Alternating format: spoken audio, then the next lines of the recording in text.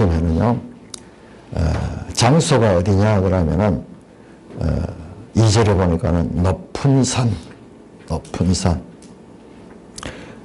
산에 올라가셨습니다. 9절에 보면은 그들이 산에서 내려옵니다. 산에 올라가는 장면을 시작해서 산에서 내려오는 장면으로 이 말씀이 이어지고 있습니다. 이 높은 산이 과연 어떤 산일까?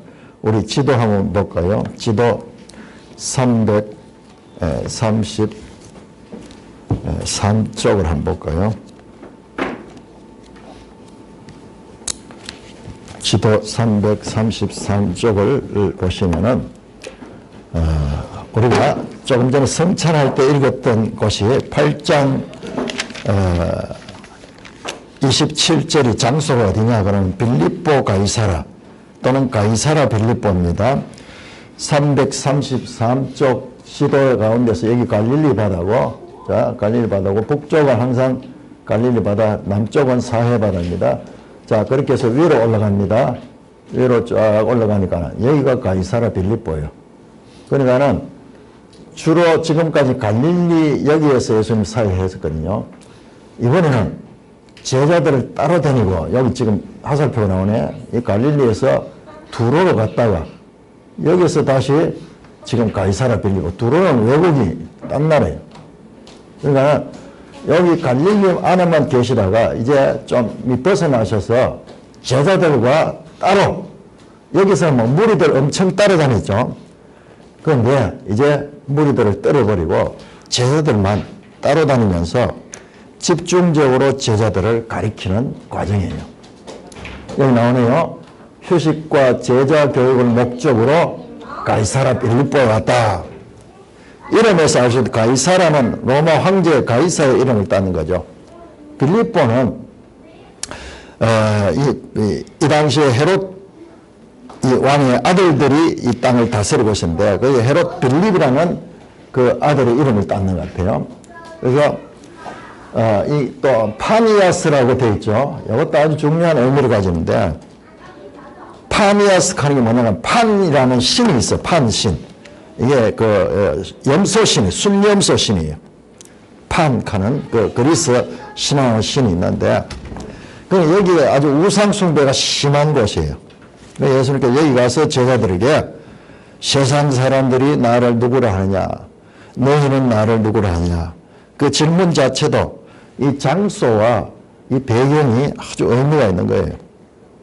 자, 여기에서 오늘 나오는 산은 어디냐 그러면은 좀 더 북쪽으로 올라가서 여기에 헤르몬산이 아니겠느냐. 그 성경에 산 이름이 안 나오니까는 알 수는 없어요. 그런데 요 헤르몬산에 우리 이 지도에는 변화산으로 추정되는 것. 여기에서 예수님이 변화되셨다고 산 이름을 변화산이라고 하거든요. 오늘 설교 제목이 변화산과 갈보리산인데, 갈보리산은 예수님이 십자가에 달려 죽으신 것이고, 변화산은 이 변하신 이 장소인데, 이 산이 중요한 의미를 가집니다. 그래서 이 산을 변화산으로 추정해요. 그러나 성경이 안 나오니까 알 수 없어요. 그런데 제가 봤을 때 이때까지는 다볼산이라는 주장이 많아서, 다볼산은 이 갈릴리 이쪽에 있는 산인데 아닌 것 같아요. 지리적으로 여기까지 올라갔으면 오히려 여기가 맞고, 이 산이 어떤 산이냐고 하면요, 그야말로 제가 이걸 지도를 연구하다가 깜짝 놀라서 우리나라하고 너무 똑같아요. 자, 30쪽 지도 한번 30쪽. 지도 30쪽. 여러분, 성경의 내용도 중요하지만요, 하나님께서 이 지형 있죠, 지형. 왜 지구상의 그 많은 나라 가운데 이스라엘을 택해가지고 가나안 땅에 들어오게 하셔가지고 그 가나안 땅을 사용하셨는가? 여기에도 메시지가 들어있어요. 여기도 메시지가 들어있어요. 지중해를 인접해 있고, 그 다음에 요단강이 있고, 또 갈릴리가 있고, 그 다음에 헐몬산이 있고, 여러 게요. 이 좀 깊이 지형을 연구해보면, 와, 너무 독특한 그런 걸 가져요. 자, 그런데 그 지형을 보시면은, 여기 보시면 이 중간에, 여기 보세요. 여기 지형을 보면은, 이 전체 이 가나안 지역을 평면으로 이렇게 만드는데 여기가 헤르몬산이잖아요. 여기 헤르몬산. 그래, 우리나라는 뭐하고는 백두산하고 똑같아요. 우리나라가 이게 백두대간이 이렇게 쫙 흘러가지고 그렇게 이 남쪽으로까지 나라 국토 전체가 백두대간으로 이루어져 있거든요. 이스라엘이요, 전부 산악지대예요. 여기도 보면은 여기 지금 잘 나와 있죠. 지형을 딱 해서 여기 이 요단강 지역이고 그 다음에 주로 있는 그 이 땅 예루살렘이라든지 주로 사건이 이런 땅은 여기 있으면 산지들 산지.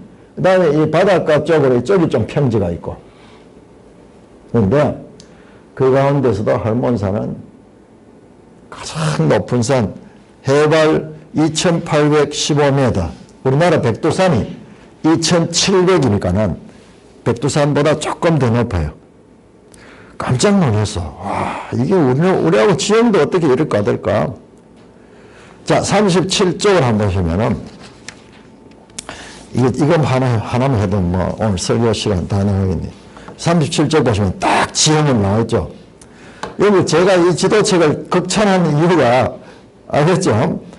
하나하나가 그냥 되어 있는 게 아니에요. 우리가 이 나중에는 성경을 깊이 하려고 하면 지형을 또 알아야 돼.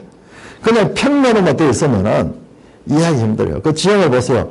저 헐몬산 저 위쪽에서부터 해서, 여기서부터 해가지고 산맥이 쫙 이렇게 흐르잖아요.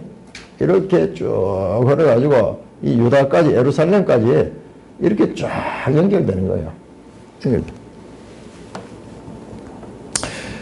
우리 이 팔공산이가 한 1200m 조금 못 되더라고요.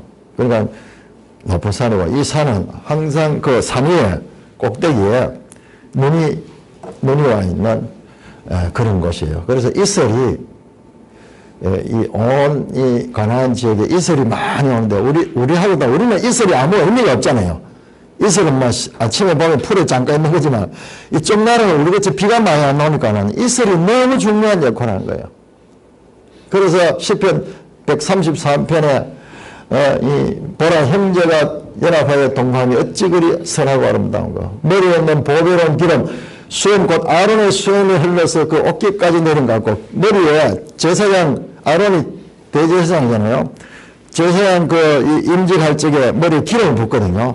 그럼 그 기름이 쭉 흘러가지고 제사장 수염을 향해 가지고 쭉 흘러내리면서 옷으로 이렇게 흘러내리는 거예요. 그것처럼 헐몬의 이슬이 시온 산들이 내는 것 같더라. 이 헐몬에서 이게 온 시온 이 지역에 다 흘러내는 것 같은 거. 마치 사람을 치면은 이 대제사장 같은 그런 역할을 하고 있고, 이 헐몬의 이슬이 이 땅을 전부 살리게 하는, 거기서 여호와께서 복을 명령하신 곧 영생이로다. 이런 시에도 나올 정도로 이 헐몬은 거룩한 산이라고, 이쪽 지역 사람들 실명한 산, 우리 저 북한 집안은 저 백두산을 갖다 민족의 영산이라고 그러잖아요. 우리하고 똑같이 이쪽 지역의 이 영산이, 거룩한 산이 이 헐몬산이에요. 그러니까는 이 변화산 사건이 여러모로 이곳을 가리키는 것이 아닌가, 그렇게 생각이 됩니다. 예. 자, 우리 마가복음은 처음 시작할 적에 1장 1절에 보면 하나님의 아들 예수 그리스도의 복음의 시작이라, 이렇게 선언하면 시작되죠. 마태복음은요, 예수님의 어떤 혈통을 통해서 나오느냐 족보가 나오죠. 마가복음은 그런 거 없어. 시작하자마자 하나님의 아들 예수 그리스도, 예수 그리스도는 하나님의 아들이다, 복음의 시작이다, 이렇게 단도직입적으로 강력한 메시지로 선포된 말씀이에요. 여러분, 우리가 구약 성경을 통해서 이 마가복음을 보면요, 이게 청병력 같은 소리예요. 왜냐 그러면요, 구약에서 계속 창세기부터 시작해서 여자의 후손, 그 다음에 유다지파를 통해서 규가 나오고, 그가 대적의 목을 잡는 그런 암시가 나오고요. 그 다음에 이 출애굽을 해가지고 축축축 하면서 나중에 다윗을 통해가지고 쭉 우리가 봤잖아요. 창세기를 보면서 룻기에 그 다윗까지의 10대 족보가 탁 나오고 창세기 38장에 유다만 이야기가 딱 나오고 이런 것들이 그냥 그것만 봐서는 별 의미도 없고 좀 생뚱맞은 것 같은데 그게 아니라 쫙 신약으로 연결되면서 계속 예수를 향하여 가다가 마가복음 시작하면서 하나님의 아들 예수 그리스도 복음의 시작이다. 구약을 알려서 이 말을 보면요. 사실상 마가복음이 복음서 가운데도 가장 먼저 서해졌어요. 짤막하지만은 거기 보면요. 마태복음은 인간의 혈통으로 오신 예수님을 가르치지만요. 여기는 바로 구약 성경과 연결해서 하나님의 아들 예수 그리스도 그렇게 시작을 합니다. 뿐만 아니라 1장 10절에서 11절에 예수님이 세를 받은 장면 하잖아요. 세를 받으면서 물에서 올라오시는 거 아니에요. 그러니까 하늘이 갈라지고 이런 표현도 여러분 이 갈라진다는 게 구약에서 계속 우리한테 마음의 할례 이 할례라는 이야기죠. 할례가 이 자르는 거예요. 자르는 거. 예, 닫혀졌던 게 열리는 거예요. 열리는 거. 하늘이 갈라지며 이게 하나님의 소원이에요. 그림으로 계속 보면 이사야 63장에도 보면 하늘을 가르고 임하시는 분이 나오는데 성령이 비둘기같이 자기에 임하며 하늘로부터 소리나고 너는 내 사랑하는 아들이라 내가 너를 기뻐하노라. 하나님의 소리가 너는 내 아들이다 사랑하는 아들이라 그 말씀으로 시작을 합니다. 그런데요 마가복음 끝은 어떻게 됐냐 15장 가면요 예수님께서 십자가에 달려 죽으실 적에 성소 휘장이 위로부터 아래까지 찢어지는 장면이 나오죠. 1장에서 하늘이 갈라지듯이 성소 휘장이 갈라지고 예수님 십자가 돌아가셨는데 그 사형을 집행했던 로마 군인이요. 로마 백부장이 그 입을 통해 그 사건을 보고 이 사람은 진실로 하나님의 아들이었도다 하는 고백으로 서로 인크로즈예요. 1장에서는 하나님 아버지가 이는 내 사랑하는 아들 말씀으로 선포되었고 그 다음에 15장에 이 마지막 예수님의 그 죽음의 장면에서는 이방인 백부장이 이 사람은 진실로 하나님을 알았다 하는 말씀으로 예수는 시작할 때도 하나님의 아들이고 끝날 때도 하나님의 아들이었다고 말씀하는 것으로 이 서로 인크루즈를 이루고 있는 거예요. 그런데 오늘 본문은요. 오늘 본문 9장 7절을 보니까 구름이 와서 그들 때문에 구름 속에 소리하다 이는 내 사랑하는 아들인 너희는 그의 말을 들어라. 이는 내 사랑하는 아들이다. 하늘에서 내 사랑. 그러니까 시작부터 끝까지 이 예수님은 누구냐? 하나님의 아들이다. 하나님의 아들이다. 마치 건물을 지탱하는 큰 기둥처럼 처음에 한 기둥, 중간에 또 한 기둥, 끝에 한 기둥. 예수는 하나님의 아들이다.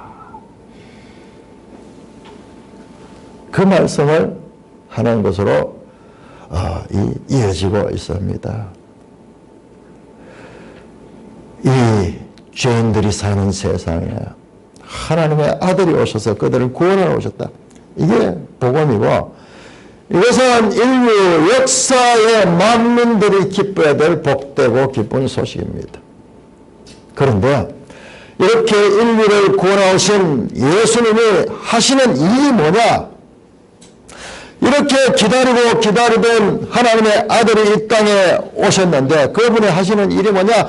갑자기 뚝딱 또는 펑 하듯이 와서 이 세상을 확 바꿔버리고 마술적인 그런 새로운 세상을 여는 것이 아니라 마치 구약에서 하나님께서 하나님 나라를 이루기 위해서 아브라함을 불러가지고 택하시고 불러가지고 그 다음에 이삭을 부르시고 야곱을 부르시고 나중에 이스라엘 민족을 구원하시고 마침내 가나안 땅에 들어가게 하시고 거기서 이스라엘 나라를 이루게 하셨듯이 예수님이요 하시는 일이 그거 똑같아요. 먼저 무엇을 하느냐?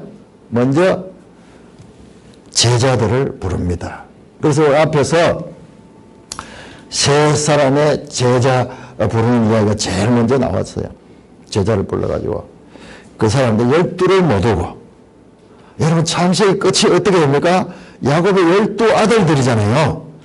예수님은 12 제자들을 불러가지고, 이게 그냥 되는 거지만 정교하게 창세기와 마가복음과 인클루즈를 이루고 있는 거예요. 그러면서 그 제자들을 가르쳐가는 거예요. 제자들로 선택됐다가 뿅 하면서 이제 제자들이 막 넘기는 자들이 아니고 이제 그들을 가르치기 시작하는 거예요. 그래서 앞에서는 계속 가는 곳마다 예수님이 귀신을 쫓아내고 병을 고치고 그 다음에 능력을 행하시니까는 수많은 무리가 가는 곳마다 따라왔잖아요.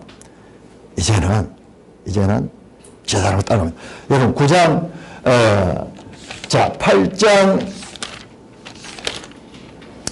27절부터가 마가복음의 2부예요. 마가복음이 1부, 2부로 되어 있거든요. 우리 구분 안 되어 있지만 내용상으로 정확하게 2부의 시작이에요.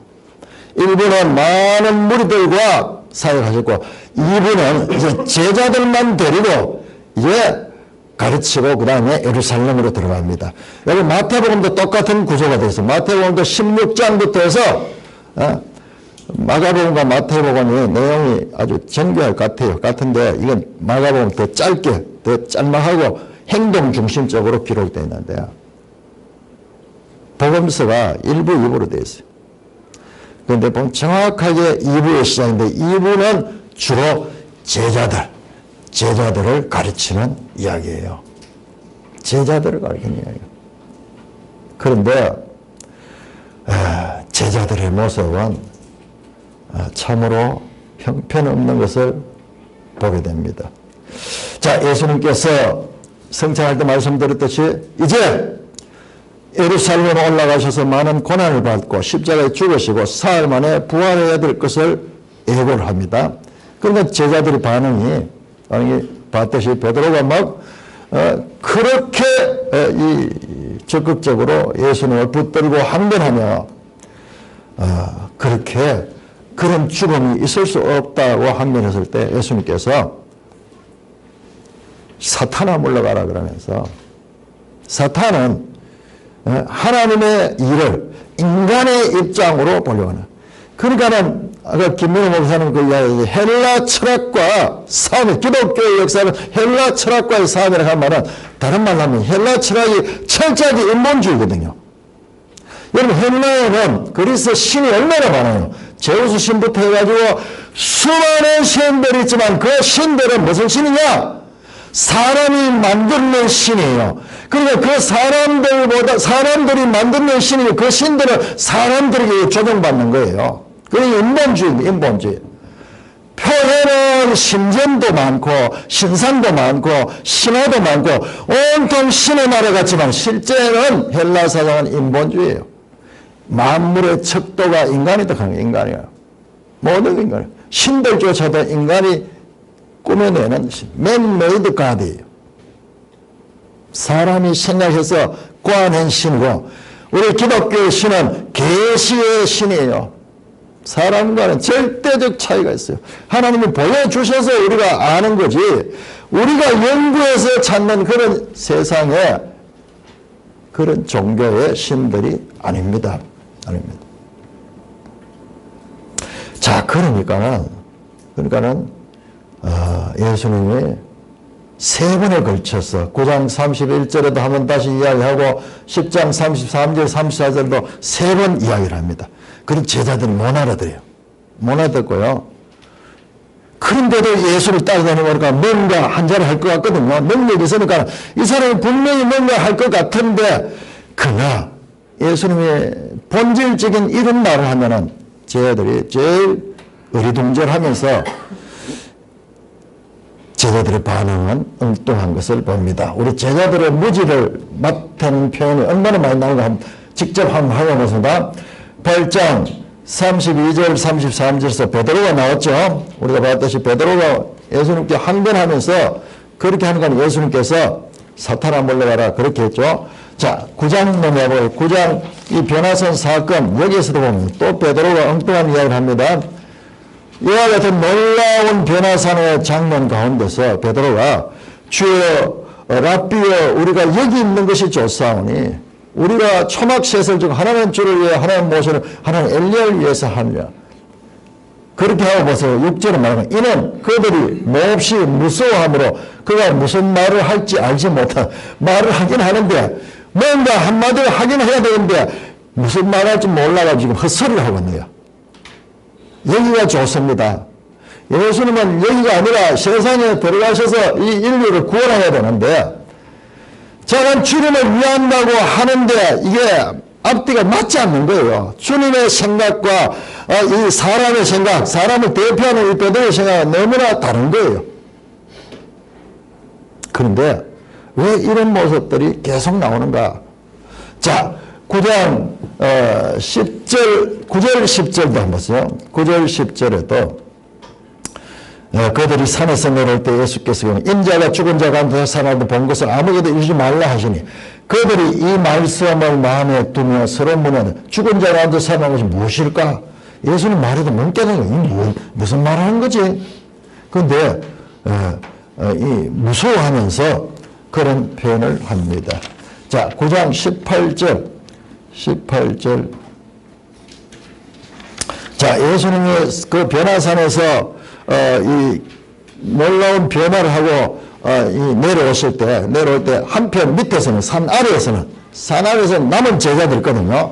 산에 따라올른 제자는 세 사람, 베드로, 야고보, 요한 세 사람을 따라갔고 나머지 이 9명의 제자들은 밑에 있었는데 이 밑에서 사람들이 소문을 듣고 귀신 들린 소년을 데려와가지고 좀 낫게 해달라고 이들이 과거에 귀신을 쫓아내고 능력을 받았었거든요.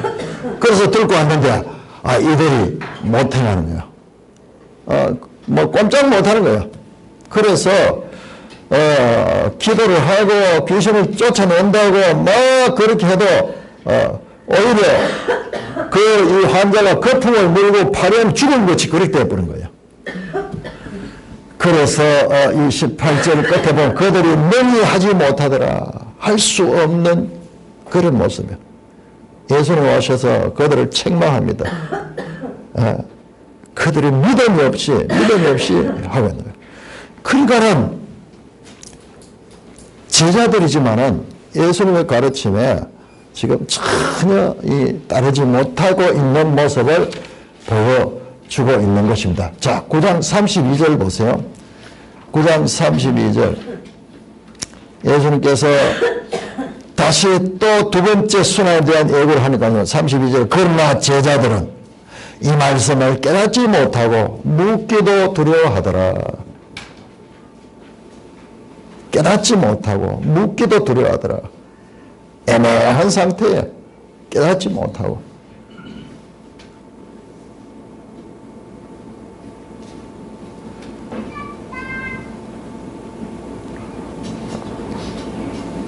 (34절도) 보시면 34절도 보면은 그러면서 예수님 따라하면서 서로 누가 크냐 그러면서 지금 세상 사람들하고 똑같이 우리 세상에 어디 가도 누가 크냐 누가 높으냐 이런 경쟁하잖아요. 제자들 가운데서도 그런 논쟁이 일어나고 있는 모습을 보여주고 있습니다. 38장에 한다고 38장에도 보니까요. 어떤 내용이 나오는가 하면은 여기에서는 또 이 제자들이 기득권을 가지고요. 딴 사람들이 뭐 귀신을 쫓아내니까는 자기들만 전매 특허를 받아가지고 예수님 따라다녔으니까는 우리들만이 정통으로 이 일을 할 수 있다고 생각하는데 아니 제자들 아닌 사람들도 귀신을 쫓아내는 소문을 듣고 야, 저 사람들 지금 못하게 금하겠습니다. 그러니까 예수님께서 그러지 마라 그래요. 그러지 마라 그래요. 제자들이요. 계속 인간적인 생각을 가지고 이제 예수님 따르다니까 우리가 전매 특허를 냈고 우리는 예수님의 직통제자니까 우리가 권했는데 우리 허락 없이 함부로 그런 명령을 행하는 것은 그거는 금해야 된다. 이런 이 특권의식을 가지고 있는 것을 보게 됩니다. 자, 10장 한번 보고요. 10장 24절 보시면 10장 24절 보면 예수님께서 말씀하시니까요. 24절 제자들이 그 말씀에 놀라는지라. 26절에 제자들이 매우 놀라서로 말하여 계속 충격을 받는 거예요. 놀라는 거예요. 예수님의 가르침이 도무지 깨달아지지 않고 그냥 놀라는 반응밖에 하지 못하고 있습니다. 자, 38절에 보면은 예수님께서 제자들에게 책망하듯이 말씀합니다. 자, 10장 38절 우리 같이 읽겠습니다. 시작. 예수께서 이르시되 너희는 너희가 구하는 것을 알지 못하는도라. 내가 마시는 잔을 너희가 마실 수 있으나 내가 받는 세를 너희가 받으냐. 제자들이요. 지금 도무지 자기들의 정체성을 알지 못하고 무능하고 무지한 모습으로 답답한 모습을 보여주고 있습니다. 답답한 모습. 그러니까 복음서를 자세히 보면 복음서는 예수님에 관한 이야기면서 동시에 제자들의 이야기를 하면 제자들을 불러내가지고 왜냐 그러면은 우리가 창세기를 봤을 때 마지막 야곱의 12아들들 이야기로 끝이 나고 출애굽기 들어가자마자 12아들들의 후손들이 막 번성하는 이야기 나오잖아요. 지금 똑같아요. 복음서가 끝나면 사도행전 가면 이제 그 제자들이 번성해서 교회가 막 생겨나가잖아요. 폭발적으로 생겨나가지고 그것이 우리에게까지도 이렇게 미치고 있잖아요. 자, 이와 같은 이 제자들의 무능한 모습. 그런데 우리가 사도행전 2장을 보면 이 베드로가 성령의 충만을 받고 예수 사건에서 설교를 하는데 너무나 놀랍게 예수님의 뜻을 바르게 하고 그 설교를 하거든요. 그 사이에 과연 무슨 일이 있었을까?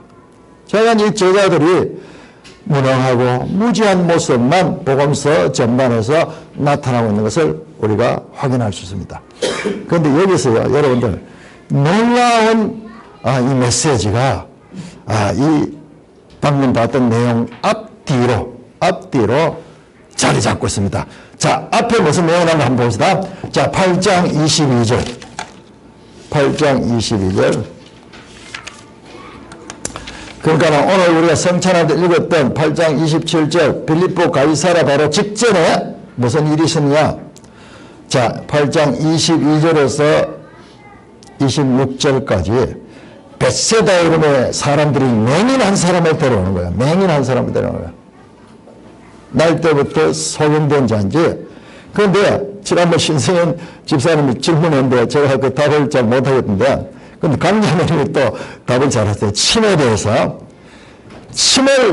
나는 침을 흙에다 받아가지고 그렇게 이겨내는 게 요한복음에 나오냐. 그 생각하는데 그게 아니고 직접 침을 얼굴에다 받았다. 눈에다 받았어. 그 다음에서 눈에 침을 뱉으시며 그에게 안수하시며 보통 때는 말씀으로 그냥 낮추는데 이 경우에는 침을 뱉으시고 그 다음에 손으로 안수하시며 무엇을 보이냐 하시니 처음에 흐릿하게 보면 사람들이 보입니다. 그런데 나무 같은 것들이 걸어가는 것을 보입니다. 흐릿한 거예요. 그런데 보시면은 25절에 이에 그 눈에 다시 안수하시면 다시 이 강조되네요. 다시 안수하시면 이제 그 눈이 밝히 보았다. 두 단계로 흐릿하게 보이다가 그 다음에 밝히 보이는 이 맹인을 귀환시킨 이 사건이 이 앞에 자리를 잡고 있는 거예요. 자, 끝에 볼까요? 자, 이 사건, 이 단락이 끝나는 10장 우리가 45절까지 봤는데 10장 46절부터 52절까지 한번 보세요. 10장 46절에서 52절까지는 여기 또 맹인 사건이 나와요. 유명한 맹인 거지 바디메오 나옵니다. 그런데 이 바디메오가 예수님이 오신다는 소문을 듣고 47절에 보면 다윗의 자손 예수의 날을 불쌍히 여겼어. 많은 사람들이 막 꾸짖어가지고 시끄럽다 그러면서 그렇게 하는데 더 크게 소리를 지어 다윗의 자손이여 나를 불쌍히 여기소서 구합니다. 그때 예수님께서 그 맹인을 불러서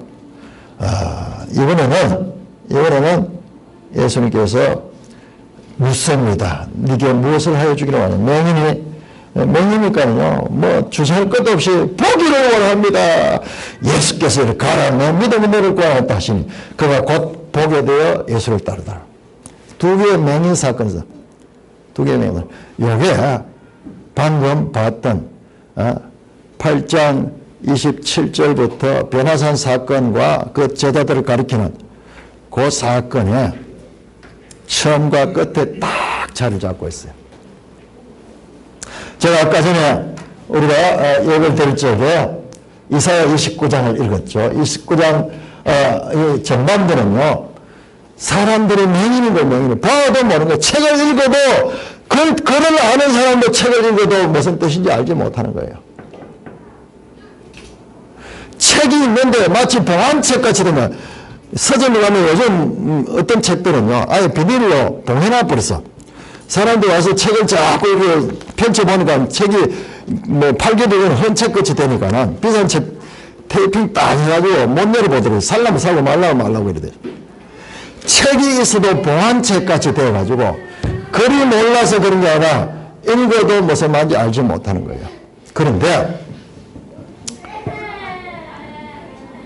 후반절에는 29장 18절에 그날에 못 듣는 사람이 책의 말을 들을 것이며 어둡고 깜깜한 데서 맹인이 눈에 볼 것이다. 맹인이 보게 될 것이며. 맹인.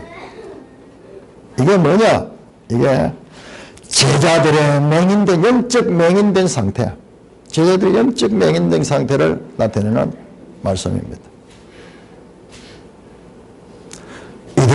이들이 장차 보게 될 것이에요.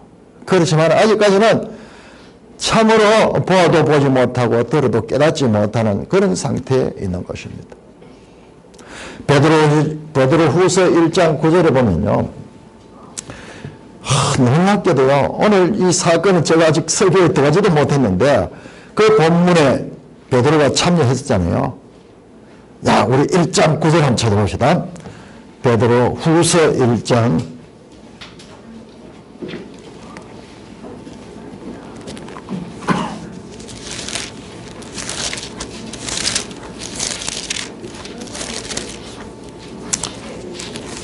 베드로후서 1장 16절에 보면요, 이런 말씀이에요. 우리 주 예수 그리스도의 능력과 강림하심을 너에게 알게 한 것은 교모를 만든 이야기를 따른 것이 아니요 우리는 그의 크신 위엄을 친히 본 자라. 베드로가 이 변화산에서 있었던 사건을 얘기해요. 지극히 큰 영광 중에서 이러한 소리가 그에게 나기를 이는 내 사랑하는 아들이요 내 기뻐하는 자라 하실 때 그가 하나님 아버지에게 존귀와 영광을 받으신다. 이 소리는 우리가 그와 함께 거룩한 산에 있을 때 하늘로부터 난 것을 들은 것이다. 지금 베드로후서 2장에서 베드로가요, 이 마가복음 9장의 이 변화산 사건의 경험을 설명한 거예요. 경험을 설명한 거예요.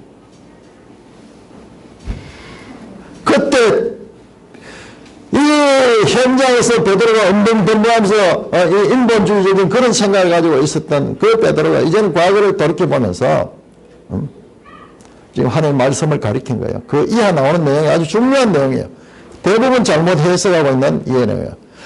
직접 하나님을 그 변화에서 만난 그 처음보다도 더 중요한 것은 기록된 말씀이라는 그 말씀이 여기서 나온 거예요. 자, 이 베드로가 1장 9절 한번 보세요. 1장 9절 우리 같이 읽습니다. 시작. 이런 것이 없는 자는 맹인이라 멀리 보지 못하고 그의 죄가 깨끗하게 된 것을 잊었느니라. 맹인이다.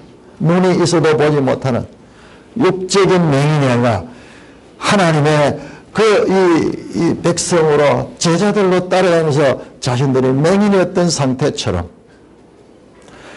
꼭 물리적인 이 맹인이 아니라 하나님의 말씀을 깨닫지 못하는 자들이 맹인한 것을 말씀하는 거예요. 참으로 이 변화산 사건을 중심으로 해서 그럼 제자들이 이와 같은 어두운 모습들, 부하도 제대로 깨닫지 못하는 한심한 모습들, 그 가운데 하늘의 영광이 이 변화산에서 임하면서 놀라운 변화가 일어났죠. 이게 언제 일어났는가 보세요. 날짜를 전혀 마가복음에서는 이 날짜가 중요시 되지 않거든요. 근데 요한복음 같은 거 보면 계속 날짜를 계속 며칠 후 뭐 이렇게 하는데 마가복음에서는 거의 유일하게 9장 2절을 보세요. 엿새 후에 예수께서 베드로와 야고보와 요한을 데리시고 따로 높은 산에 오다. 엿새 후라고 날짜를 말합니다. 그러면 언제부터 엿새 후냐? 기준이 뭐냐? 바로 앞에 나왔던 가이사랴 빌립보에서 사람들이 나를 누구라 하냐? 너희는 나를 누구냐? 예수님이 말씀하시며 비로소 자신이 죽으시고 부활할 것을 말씀하신 그때, 베드로는 주가 그리스도라고 고백했던 그때, 그러면서 사탄아 물러가라고 책망받던 그날로부터 엿새 후니까 이게 7일째예요. 7일째.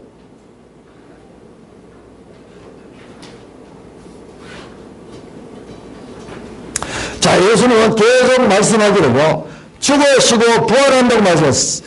이 장로들과 대제사장과 이들에게 십자가에 고난을 당하시고 죽으시고 그 다음에 사흘 만에 부활해 두고 계속 말씀하셨어요.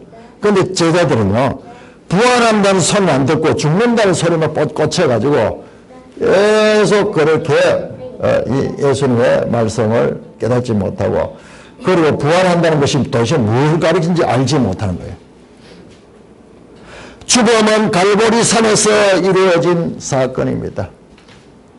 그러나 변화산은요, 변화산은 죽음으로 끝나지 않고 부활하실 것을 미리 보여주는, 보아도 보지 못하고 들어도 깨닫지 못하는 자들에게 시청각으로 강력하게 보이는 하늘로부터 음성이 있어서 이런 내 사랑하는 아들이라는 하나님의 증거, 구름이 그들을 둘러싸면서 이게 성령의 역사심, 성령의 역사.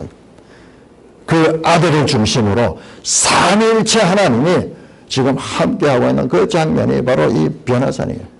변화산.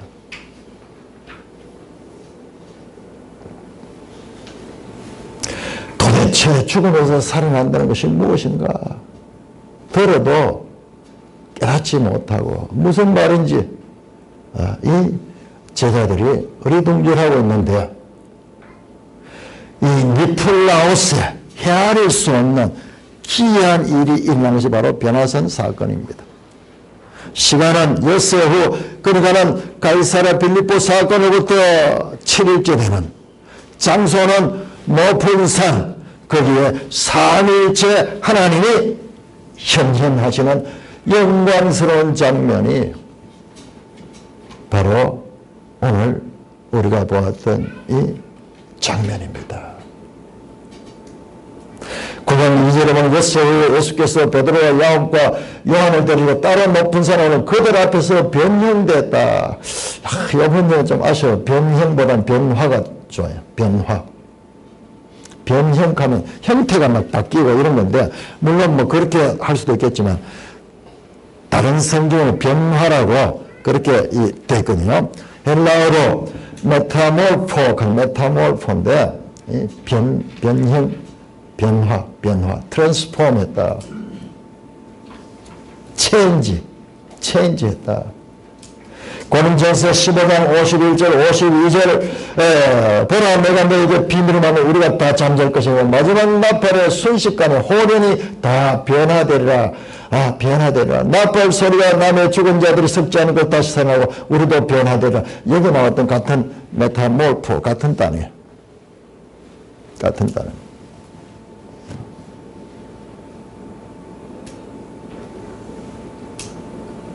이 장면 삼일체 하나님이 등장하시면서 참으로 이 땅에서 일어나는 참으로 이 니플라우트한 이 장면인데, 우리가 변화산 사건을 그냥 여러 기적 가운데 하나 정도로 소홀하게 보는데 너무너무 중요한 장면. 구름이 회막에 덮이고 여호와의 영광이 성막에 충만하며, 출애굽 때 이 모세 성막을 만들 때 그 구름이 함께하는 그 장면처럼 이 장소에 구름이 함께하고 있는 것입니다. 제자들이 무지와 무능과 어두운 장면, 앞으로 뒤로, 그러나 그 중간에 샌드위치처럼, 그렇지만은 이 변화하셔서 사람이 빨래에서 그렇게 할 수 없을 만큼 희게 되고 변화가 광채가 나는 그 주님의 모습은 1차적으로 십자가의 죽음으로 끝이 나지 않고 이제 곧 부활하실 그 예수님의 모습을 보여주고 있는 것입니다. 사랑하는 형제 자매 여러분, 영상을 한번 제가 띄워주시겠습니까? 그 창세기의 이 구조 그 부분에 조금 말고 그 다음에 내가 보냈는 거, 오늘 카톡으로 내가 조금 전에 보냈거든요. 우리 창세기와 어떻게 연결되는가 보세요. 자, 여러분, 우리 창세기 보면서 창세기 안에서 구조가 놀랍고 수요일 참여하는 분들은 창세기 1, 2, 3장과 계시록 마지막을 봤어요. 창세기 안에서, 그 다음에 크게 계시록과 창세기 가운데서. 그러니까는 이 성경은 전부 다 이렇게 유기적으로 연결이 되어 있어요. 자, 이 구조를 보시면요, 이 창세기 구조 가운데, 창세기의 이 구조 가운데, 이 창세기 3장의 타락, 그 다음에 49장의 유다지파의 왕의 돌에 대해서 말했는데, 아까 우리 신영현 형제님 기도하는데, 와, 놀랍게 유다지파의 사자 쫙 하면서 해석을 이야기하셨는데, 참 놀라운데요. 바로 그 말, 유다지파의 왕이 자기 원수의 목을 손으로 나가채고 그들의 집에 대한 지배를 확고히 할 것이다. 여자의 후손이 뱀의 씨의 머리를 부술 것이라는 이 창세기 3장 15절의 이 메시지의 그 인크로저가 바로 유다지파에서 나오실 그 왕. 그것이 이제 마태복음에 와서 바로 하나님의 예수 그리스도로 연결이 되고 있는 것입니다. 이 땅에 오신 예수님은 구약 성경이 예언했던 인자, 이게 인자라는 말을 예수님 쓰시오. 이게 다니엘서와 에스겔서에서 나오는 그 표현이에요. 그걸 그대로 자신에게 적용해서 말씀합니다. 인자, 즉 하나님의 아들입니다. 예수님은 십자가의 죽음과 부활을 동시에 말씀했지만 제자들은요, 죽음만 생각하고 그리 마옵소서 하는 거예요. 그런데 변화산 사건을 통해서 죽음을 통과한 후에 부활의 영광스러운 모습, 갈보리 십자가에 묻혀서 보이지 않는 변화산이 아니라 갈보리 산의 그 어두움을, 그 죽음을 몸이 이기고 부활하셔서 성천하실 그 예수님에 관한 메시지가 이 사건 속에 우리에게 보여지고 있는 것입니다. 제자들이 이런 무능한, 그럼에도 불구하고 맹인처럼 보지 못하지만 앞으로 어떤 맹인은 두 단계에 걸쳐가 흐릿하게 보다가 뚜렷이 보고, 두 번째 나온 바디메오는 보고 예수님을 바로 따라가요. 바로 따라가는 거네요. 이 두 사건은 아주 단순한 기적 사건 이상의 고도로 장치로서 제자리 심어지는 그런, 이게 성경이에요. 그냥 성경이에요. 제가 지난번 하면서 초독 처음에 읽을 때 우리 그런 거 모르고 읽어요. 그냥 내용만 있지만 다시 돌아와서 보면은 자세히 보면 그게 보여요. 두 맹인 사건이 이 모든 예수님의 변화산을 중심으로 해서 그 시작과 끝에 자리 잡으면서 장차 제자들도 밝히 보게 되며 예수님의 말씀을 바르게 깨닫고 또한 그 십자가의 길을 행할 수 있을 것을 암시하고 있습니다. 참으로 복음서 보면 너무 답답한데 제자들이, 그러나 이 제자들이 예수님이 갔던 십자가의 길을 그대로 왔어요. 그대로 왔습니다.